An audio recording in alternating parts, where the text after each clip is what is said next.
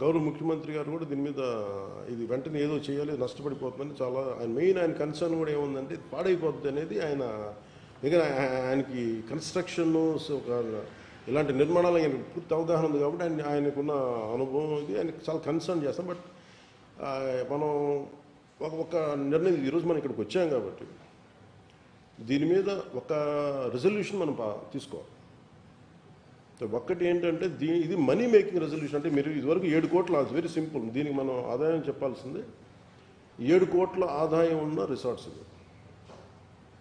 దీనిని 450 కోట్లు పెట్టుబడి పెడితే కనీసం ఒక 700 కోట్ల ఆదాయం వచ్చేలా ఉండాలి. అంతే కదా? నేను కోటికి 100%, 200% అడగట్లేదు, కానీ 453 కోట్లు అంత వర్త్.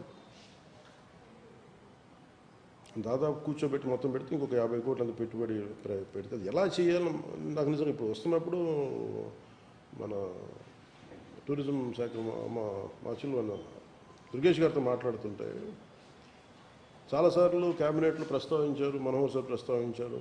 అందరూ ఏమన్నారంటే దీని ఏదో ఒక ఆదాయ మార్గం. నేనైతే ఇంకొంచెం ఎక్స్టెండల్ కూడా చెప్పాను. అసలు టోటల్ నాదంతా ఈ ప్రాఫిట్లెస్ మేకింగ్ ప్రపోజల్ చెప్తే దాన్ని స్కటిల్ చేశాను. ఉద్దేశం మంచిదైనప్పటికీ దాన్ని అంటే మనం దీంట్లో ఏంటంటే it's tourism department property, government of AP property. It's better it should be remain as AP government property కింద ఉండిపోవాలి. ఇంకా దీన్ని అమ్మడాలు పెట్టకూడదు.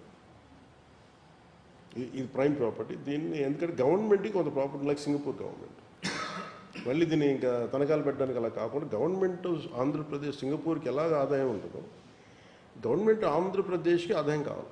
తద్వారా ప్రజలకు ఏదైనా కార్యక్రమాలు చేసినా, సంక్షేమ కార్యక్రమాలు చేసినా మనీ అనేది ఉండాలి. మనీ రేసింగ్కి ఇదొక వీళ్ళు డ్యామేజ్ చేశారు, ఇంక వీళ్ళని పొలిటికల్గా వీళ్ళు చేసింది ఏంటనేది అది సపరేట్ సభలో మనం మాట్లాడదాం. కానీ ఇప్పుడు మనం తీసుకోవాల్సిన నిర్ణయం మీరందరూ కూడా ఒకసారి ఆలోచించాల్సింది. దిస్ షుడ్ బికమ్, అంటే ఇది ఒక ఆదాయాన్ని సమకూర్చే ఇది మన ఈ entire complex. Then is confined to tourism.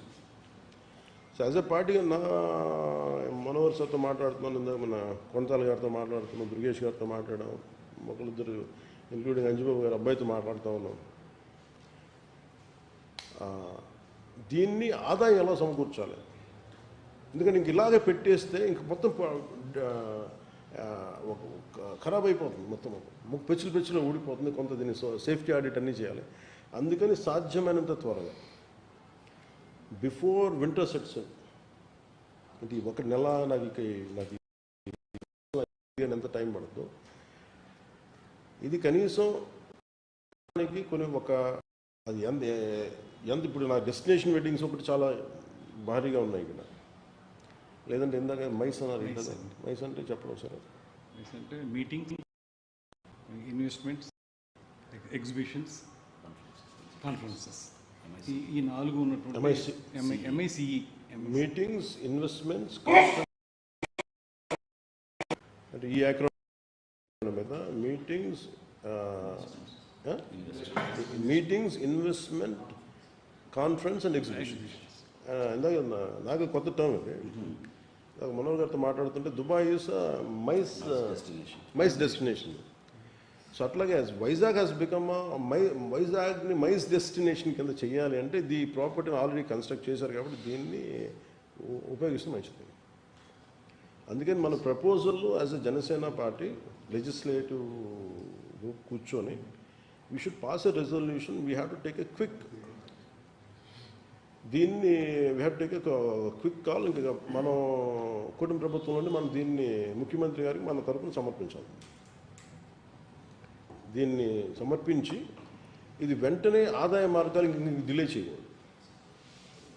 ఎందుకంటే ఆయనకి ఇంత పెద్ద శాఖలో మన కూటమి ప్రభుత్వంలో ఉండి ఆయన అడిగేది కూడా ఎప్పుడు ఏంటంటే మీరు ఏదైనా కాంట్రిబ్యూట్ చేయండి అని అడుగుతాను.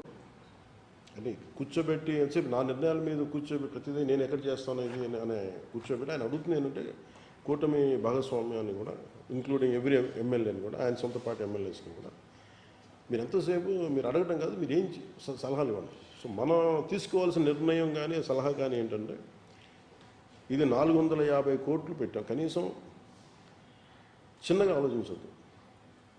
453 కోట్లు కనీసం మనం బ్యాంకు రుణం మనం చేద్దాం అనుకున్నా కానీ అంత చిన్నగా ఆలోచించాలి. ఒక ప్రైవేటు వ్యక్తి ఎలా దీని మీద 453 కోట్లు ఒక ప్రైవేట్ వ్యక్తి పెట్టుబడి పెడితే దాని మీద ఎంత ఆదాయం తీస్తాడో అలాంటి ఆదాయ మార్గాన్ని ఎతకాలి. అది నా ఫస్ట్ థాట్. దానితోడు ఇది గవర్నమెంట్ ప్రాపర్టీగానే ఉన్నాం. ఇట్ షుడ్ రిమైన్ అది టూరిజంకి ఆదాయం కావాలి.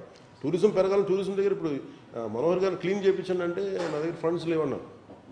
అంటే మనోహర్ గారు చెప్పిందంటే మీకు ఏ లేదు, ముందు కాల్ ఫర్ కాంట్రాక్ట్, ఫస్ట్ దీన్ని ప్రైమరీ క్లీన్ చేయించాలి. ఫస్ట్ క్లీన్ చేయించడంతో పాటు మనం కూర్చోబెట్టి దీన్ని ఇన్కమ్ జనరేటింగ్గా కావాలి. ఇన్కమ్ జనరేటింగ్ సింపుల్ ఏంటంటే ఇది డెస్టినేషన్ వెడ్డింగ్ లేదంటే ఈ మైస్ ఈవెంట్స్కి సిటీ ఇట్ సెల్ఫ్ ఈజ్ అందరు రావడానికి ఉంది కాబట్టి ఈ మన మీటింగ్స్ను ఈ